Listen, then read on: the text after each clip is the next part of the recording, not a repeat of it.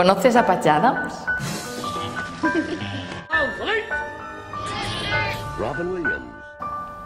Pocas personas saben que Patch Adams en realidad es una persona de carne y hueso, de verdad.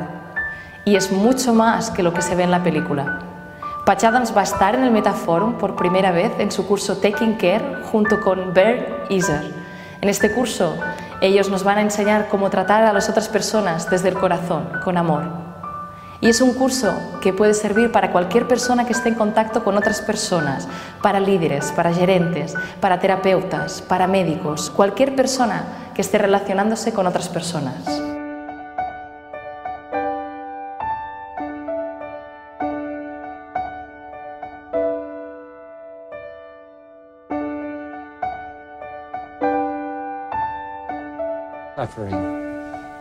Well, I went into the hospital. I saw this mother stand outside of the door, and I saw her crying, and I knew the clowning was not for her, but what was behind the door.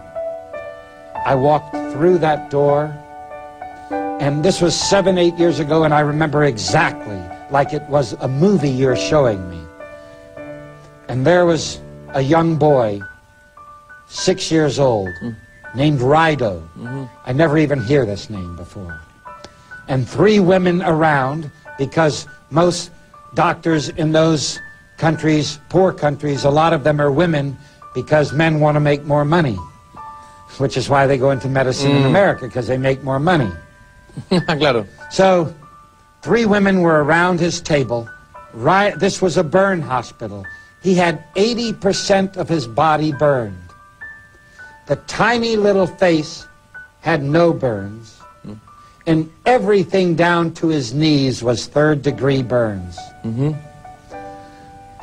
If you haven't seen what that looks like, you cannot look at it. Your eyes are not prepared. I'm a doctor. I could see that he was covered everywhere, ears burnt off, horror, except for this beautiful, unburned little part of his face. He was screaming. Screaming, blood-curdling screams, which is why his mother outside the door wept like Mary wept. It's so hard for a parent to see a child weep so. And they were getting ready to change the bandages, and if you're to live through this kind of burn, you must change the bandages, frequently clean it, because infection will kill you, because your skin is your protection. An hour and a half it would take, and we just went in at the beginning. So I knew that they were ready for an hour and a half of the worst possible screaming. But these women, they were focused. They were not... Most men, if they were in the room, would leave. They couldn't even take the screaming, much less be focused to change these bandages. And they knew they had to make pain, because when you clean a wound, you take scissors and you cut skin. You can imagine if I take your skin and cut it with no pain medicine, what that would make you do, scream. And this was Rido's every moment. And I'm standing there as a father of a child of the same age, a doctor way back in the back of a clown's costume, weeping, going, what can I do for this boy? I see that they don't even have money for gloves, for sterile technique. And so I abandon my scientific training, and I go up to the boys. They move away for some preparation. And so I walk over to the boy, and I look down, and I see his face, and it was his choice. I could have scared him, okay? But in this time, with this boy, the boy looked up at me and said in Estonian, "You're beautiful." I am his. And I went around to the head of where he was being worked on. I don't know what I did for the next hour and a half.